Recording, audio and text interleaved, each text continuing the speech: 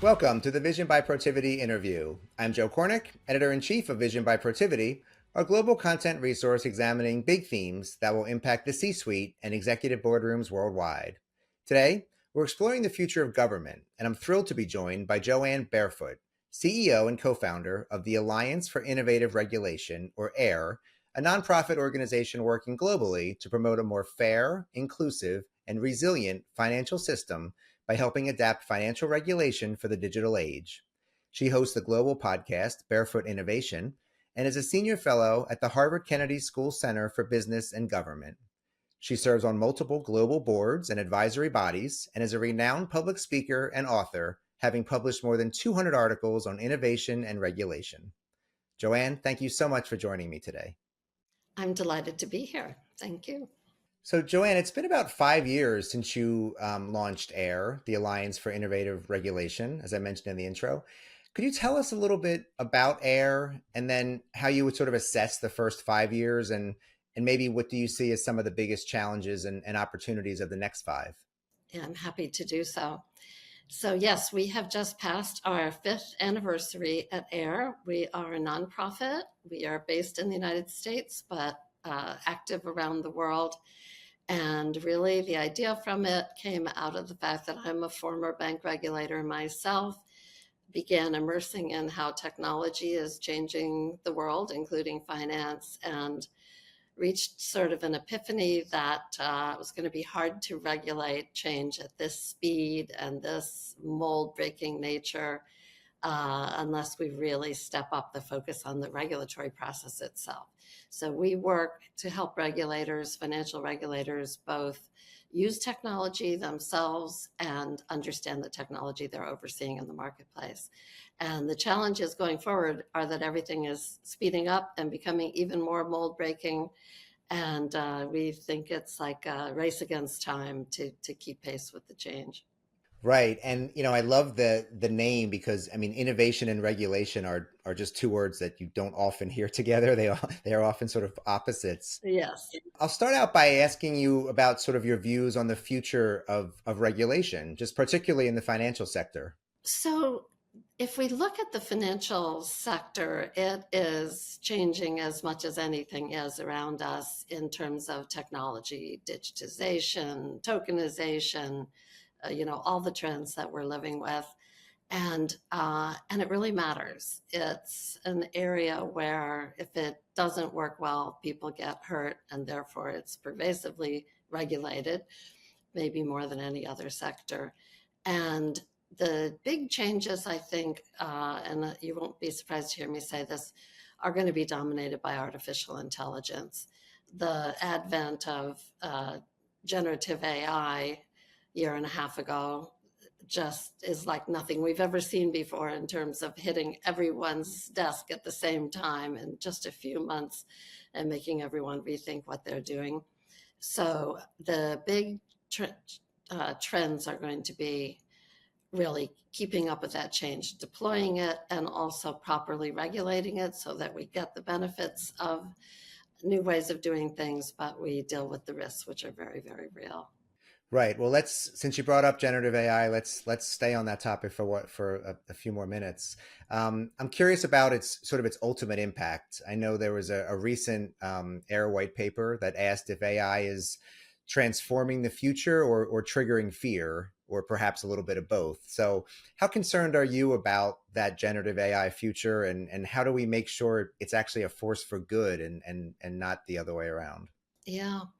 So we definitely think it's a double-edged sword, very dangerous for sure. There's a risk that AI and generative AI specifically is going to introduce bias into the system. We have the challenges of so-called explainability. Why is the AI doing what it's doing or recommending what it's suggesting? We've got problems with data quality. We've got problems with model risk management. We've got problems with privacy. We got problems with AIs hallucinating. I mean, we don't minimize the risks of it all. But having said that, we think the upside opportunity is huge, and we have to harness it. And if we put that in the framework of thinking about financial regulation, when you have a problem that at its heart is about the difficulty of getting enough information and analyzing it or keeping up with a dynamic environment, those are the situations that AI is perfect for solving, and particularly generative AI, the ability to search large language models. And if we had the time, I could give you so many examples where the way we do things today is hampered because we don't have enough information in hand. It's in analog form. People are doing manual data entry. I mean, regulators are doing it, risk managers and compliance people are doing it. And everyone is dealing with fragments of information in a system that's huge and changing, at a breathtaking rate. And we need to harness these tools to understand what's going on in them and get hold of that. Right. I mean, do you think are the tools in place? I mean, what do the regulators have the tools right now to protect the system and ultimately make it more resilient, inclusive, and fair? How do you sort of balance the need for those guardrails without stifling innovation? Yeah. So the regulators, with a few exceptions, do not have the tools now. And one of the things we really advocate for, and it might sound nerdy and not interesting, but it's essential, is that the regulators have to overhaul their own technology, not just adopt some different tools, but go back and redesign their information architecture and their talent lineup. They've got great people who understand risk in the system, but those people need colleagues who understand technology. They need software engineers and designers. And so attracting and retaining talent, working on culture change. We are putting out a white paper on this shortly by my colleague Nick Cook, who used to head innovation at the Financial Conduct Authority in the UK, um, which we're calling the Regulators Odyssey. They need completely different tools. They need to invest in. They all need to, for one thing, migrate to the cloud, which will take a little while, but really has to be done.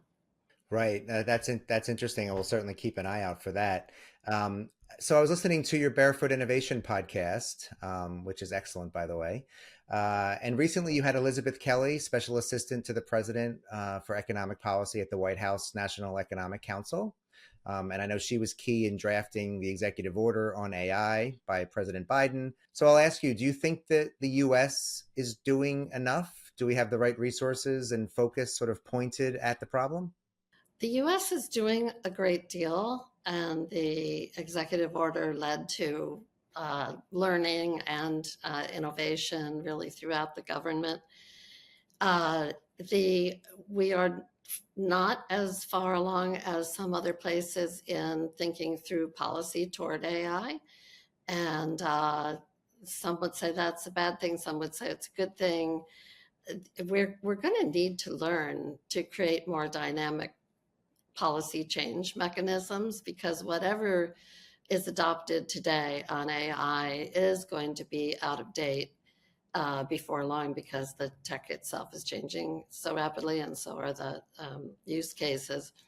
But I would like to see the US really think through a consistent set of principles for regulation of AI, and be ready to put that out. And I'll mention another thing that we think is really important. At AIR, we look a lot at consumer finance, consumer protection, and financial inclusion. We think that one of the things that deserves a thought from policymakers and from the private sector is the potential for consumers, financial consumers, to have their own agents for helping them manage their financial lives. Call it a robot, call it an agent. Gartner has called this phenomenon custobots, AI devices that are going to be able to make decisions. Financial consumers don't have enough information either, and they don't have, on average, the knowledge to fully understand the financial products that they're looking at. If we can encourage development of AI assistants for the financial consumer who can help her pay her bills, do her budget, evaluate financial products, see through offers that may have hidden fees or terms that would be adverse to her, um, manage to meet her own preferences and priorities as she's saving and trying to build wealth. These, if we had these and they were affordable for everyone and there was a business model that could support them, and if they were regulated to have a duty of care to the individual or a fiduciary duty with no secondary agenda, we could transform consumer financial markets and really reward the good actors who are trying to provide the best products and services and prices, and wring out the bad actors who are not. So we think policymakers should be thinking about that. Right. Very, very interesting. And a lot of this emerging tech AI movement is sort of being led by the private sector, of course. And this seems like perhaps an area that's ripe for public-private partnership. I mean, do you see opportunities for collaboration between, government entities and the private sector? I couldn't agree more, Joe. We are going to have private and public collaborative efforts here. I think we may need some new models for those, but all these areas, standards, the best practices, interoperability of different kinds of systems. There's one example is digital identity is emerging as a key issue in fraud, which is skyrocketing, partly thanks to AI, and in financial inclusion and privacy. You can't design a systemic approach to something like that unless you have the public and private sectors working closely together, which people are trying to do, but we have a long way to go to do better. Right.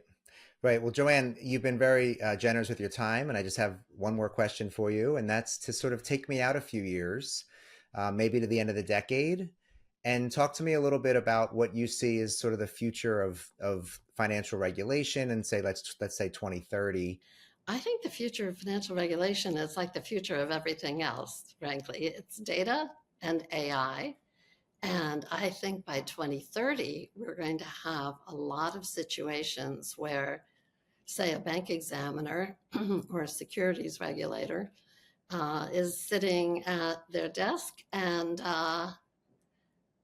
they too have an AI agent that enables them to get all the information that they could possibly want just by querying, just by talking to an AI that will then bring you the answers that you have, cut data in different ways, pick up the trends, the early warning systems.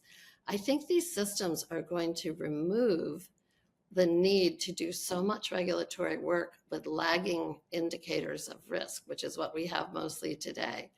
And the whole industry is going to be able to get ahead of problems. It's not going to be perfect, I'm not naive, but it will be so much better today if when you begin to see risks emerging or noncompliance emerging, you can flag it immediately and fix it immediately instead of letting it accumulate over years.